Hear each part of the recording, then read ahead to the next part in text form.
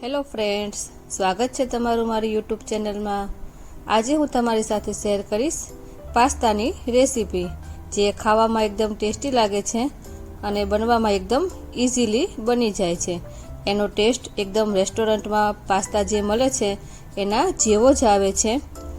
જો તમને મારી રેસીપીઓ જોવી ગમતી હોય અને હજુ સુધી મારી ચેનલને તમે સબસ્ક્રાઈબ ન કરી હોય તો ફટાફટ મારી ચેનલને સબસ્ક્રાઈબ કરી દેજો અને બાજુમાં આપેલું બેલ આઇકન દબાવજો, જેથી તમને મારા રેસીપીના નવા નવા નોટિફિકેશન મળતા રહે।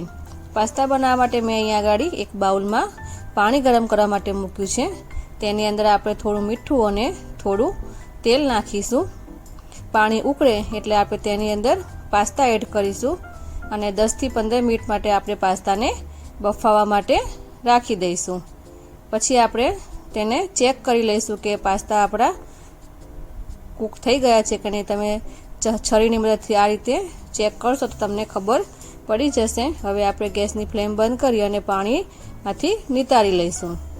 હવે તેને એક પેન લઈશું અને તેની અંદર આપણે થોડું બટર નાખીશું અને તેની અંદર થોડું આપણે તેલ નાખીશું।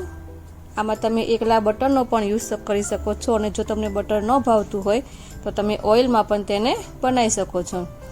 હવે તેની અંદર આપણે મેં અહીંયા આગળ આદુ અને મરચાંને કટ કરીને રાખ્યા હતા, તે આદુ મરચાં આપણે તેની અંદર નાખીશું અને તેને સાતળી લઈશું। આદુ મરચાં સતરાઈ જાય પછી આપણે તેની અંદર ઝીણી કટ કરેલી ડુંગળી નાખીશું અને તેને પણ આપણે 1-2 મિનિટ માટે આપણે તેને શેકી લઈશું। થોડી વાર માટે આપણે તેને ચડવા દેવાનું છે।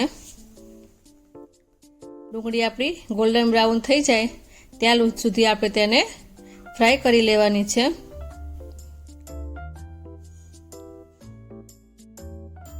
હવે આપણે તેની અંદર ઝીણા કટ કરેલા ટમેટા નાખીશું। ટામેટાને આપણે ડુંગળીને મરચાં સાથે મિક્સ કરી લઈશું અને તેને પણ આપણે થોડી વાર માટે ચડવા દઈશું। આ પાસ્તા તમે ઘરે બનાવશો તો તમારા છોકરાઓને ખૂબ જ પસંદ આવશે।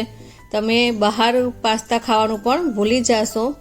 થોડી વાર માટે આપણે તેને ઢાંકીને ચડવા દઈશું અને તમે જોઈ શકો છો કે ટામેટા પણ આપણા થોડાક ચડી ગયા છે। હવે તેની અંદર આપણે ઝીણું કટ કરેલું કેપ્સિકમ ઉમેરીશું। થોડું ગાજર નાખીશું। ગાજરને મેં ઝીણું કટ કરી લીધું હતું। તમે અહીંયા આગળ તમારી પસંદગી પ્રમાણે શાકભાજી નાખી શકો છો। હું અહીંયા આગળ ડુંગળી, ટમેટા, ગાજર અને કેપ્સિકમ નાખું છું। તેને પાછું આપણે ઢાંકી અને 1-2 મિનિટ માટે ચડવા દઈશું। શાકભાજીને આપણે ગાજરને બહુ કૂક નથી કરવાના, થોડા ક્રન્ચી રહે એ રીતના આપણે તેને કરવાના છે।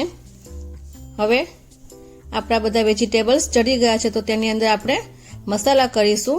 થોડું લાલ મરચું પાવડર નાખીશું, થોડી કમથી આપણે હળદર નાખીશું, થોડું આપણે પીઝા સિઝનિંગ નાખીશું। બધું બરાબર મિક્સ કરી લઈશું।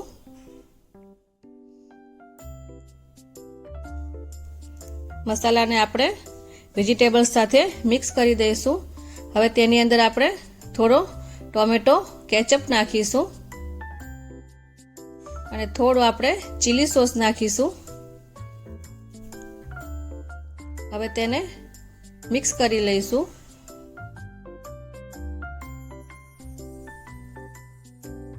બધું બરાબર મિક્સ કરી લેવાનું છે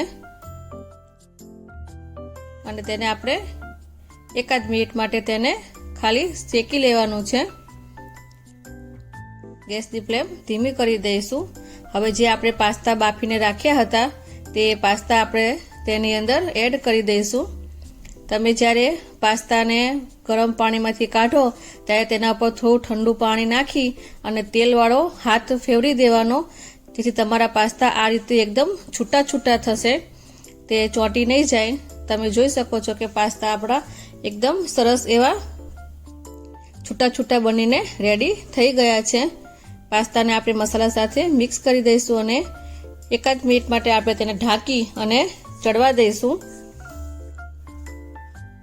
તો તમે જોઈ શકો છો કે પાસ્તા આપણા સરસ મજાના એવા કૂક થઈ ગયા છે અને બધું બરાબર મસાલા સાથે મિક્સ થઈ ગયું છે।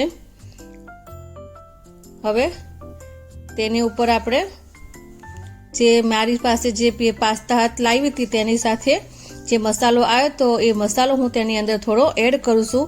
જો તમારી પાસે એ મસાલો ન હોય તો તમે આને સ્કીપ પણ કરી શકો છો. હવે ઉપરથી આપણે થોડું ચીઝ નાખીશું. ચીઝ તમે નાખશો તો પાસ્તાનો ટેસ્ટ એકદમ સરસ આવે છે. તેની ઉપર આપણે થોડા કોથમીર નાખીશું. ધાણાથી તેને ગાર્નિશ કરીશું.